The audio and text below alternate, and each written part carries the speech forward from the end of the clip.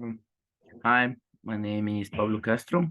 I'm 33 years old, and for this English syntax class, I have to make a video about the sentence structure. And in this video, I'm going to make a dialogue between teachers and students, and I'm going to explain about the active, passive, middle voice, interrogative voice, imperative voice, copula, and all the voices that actually are in a conversation or actually are in a sentence structure. Okay, so for this, I am going to share my screen with you.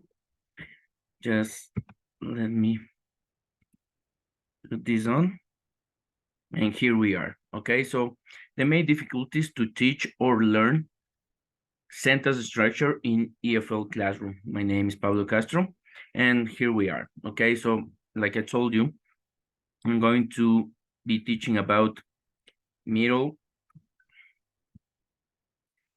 I'm going to be teaching about active voice, passive voice, middle voice, interrogative voice, declarative voice, imperative voice, and copula in this conversation between teacher and students. So here we go.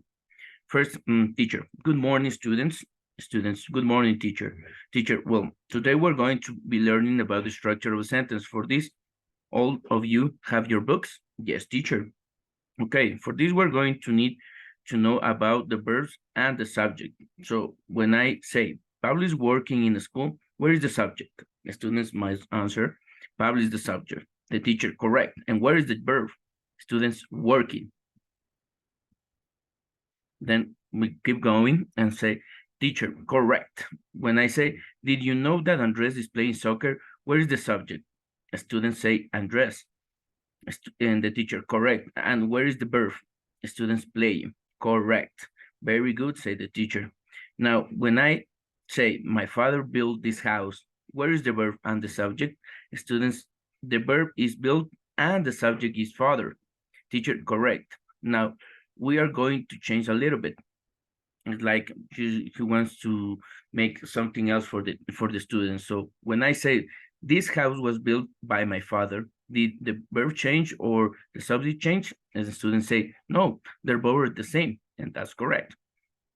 Teacher, in a sentence, gravity was discovered by Isaac Newton. Where is the verb and where is the subject? Students say the subject is Isaac Newton, and the verb is discovered. Teacher, great job, students, great job. Also, there are some things that you need to know about sentences structure and how to write it for the reader can understand it.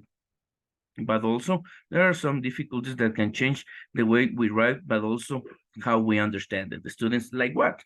And teacher said, okay, for example, David heard himself playing soccer. Sorry, here is a misunderstood. um, is David heard himself playing soccer. In here, we can see that the subject does the subject or the doer is the receiver of the verb or the action. But also we can say that the dog licked himself after the fall.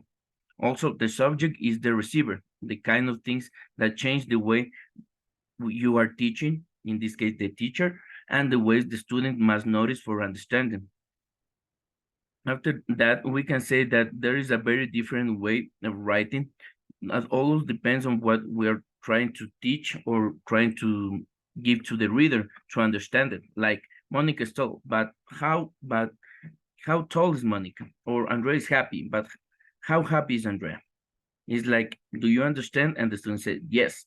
Hope if you and the teacher, hope if you need some feedback, raise your hand. It's like the teacher is trying to give the students some kind of understanding or some kind of knowledge about the different voices that can be in a sentence. Okay, so hope you understand it, and hope if you need anything else, just follow me. Have a nice day. Bye.